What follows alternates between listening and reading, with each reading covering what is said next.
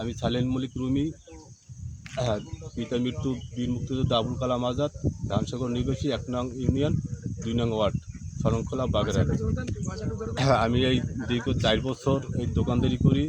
আমার এই দোকানের আয় থেকে আমার সংসার পরিচালনা হয়, আমি আর চিকিৎসা চলে।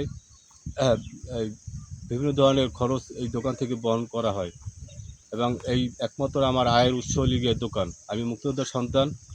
তো আমি এই দোকান দিছি পরই থেকেই আমার প্রতিপক্ষ, আমার যে দোকানদার আছে তারা আমার বিভিন্ন সময় বিভিন্নভাবে হুমকি দুমকি দিয়ে আইছে এবং ইতিমধ্যে এই নির্বাচনের আগেও আমারে মারছে, আমার ছেলেরে মারছে, আমার ভাইয়ের ছেলেরে মারছে, আমাদেরকে বেদমভাবে মারধর করছে এবং আমার একটা ঘুষা মারছে ফিনিশিং এই লাস্টে, যে এই আমার কান কোন সব সময়ের জন্য গরম থাকতো এবং আমি চিকিৎসা করছি, তারপরেও কিন্তু এটা ভালো হয় নাই।